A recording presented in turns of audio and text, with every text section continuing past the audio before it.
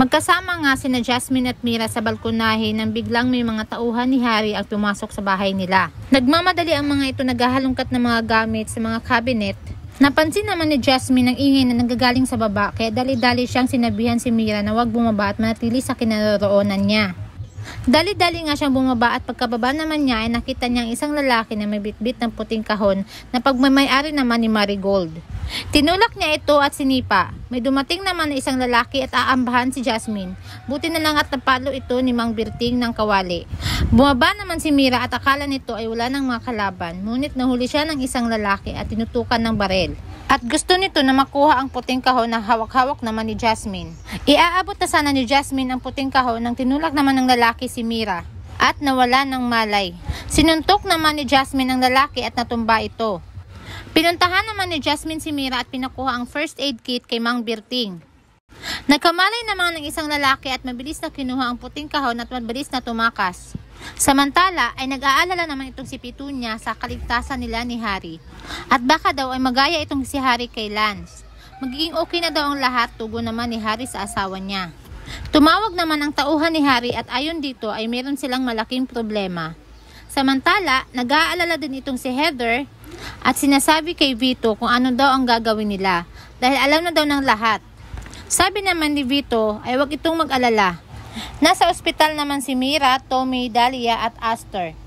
Sabi ni Tommy ay wala naman daw ibang nawawala kundi ang puting kahon lang na pagmamayari ni Marigold. Sina Jasmine at Sandro naman ay magkasama na ini-interrogate ang tauhan na nahuli nila. Ngunit matigas ang tauhan ni Harry at ayaw magsalita kaya sinakal ito ni Jasmine. Mabilis naman itong napigilan ni Sandro si Jasmine sa ginagawa.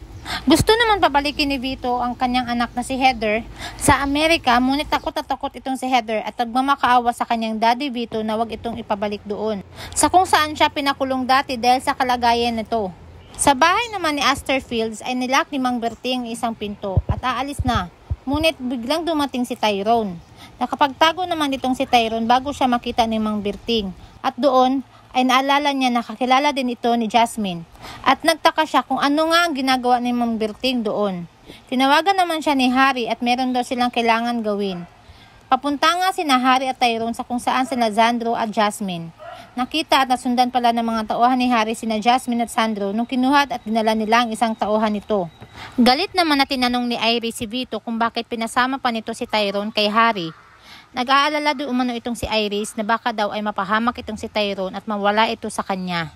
Sagot naman ni Vito ay hindi pa siya tuluyang nagtitiwala kay Tyrone at kailangan pa nitong patunayan ang sarili nito sa kanya. At alam niyang ganun din si Iris.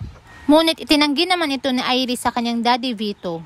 Sabi naman ni Vito ay bakit daw takot na takot itong si Iris na mawala si Tyrone sa kanya sapagkat nawala na naman daw itong si Tyrone sa kanya dati pa. Pinuntahan naman ni Sandro itong si Jasmine at tinanong sa ginawa nito. Kailangan daw nila ang lalaki para makakuha ng ebidensya laban sa mga Benavides. Baka pagod lang daw itong si Jasmine kaya umuwi daw muna ito at siya na ang bahala sa lalaki. Ngunit ayaw umuwi ni Jasmine hanggat hindi niya mapapaamin ang lalaki. Pinuntahan nga ulit nito ni Jasmine ang lalaki at tinanong kung sino nga ang nag-utos sa kanila. Alam di umano nito ni Jasmine na ang mga Benavides ang nag-utos. Ngunit matigas pa rin ang lalaki at ayaw sumagot. Habang nakatalikod nga sina Jasmine at Sandro ay nakawala naman ang lalaki at sinunggaban si Sandro. Ngunit mabilis naman na kumilos si Sandro at nabaril niya ito. Napansin naman ni Jasmine at Sandro na may dumating na mga sasakyan. At nakita nga nila na sina Tyrone at Harry ito. Kaya dali-dali silang tumakbo at umalis sa lugar.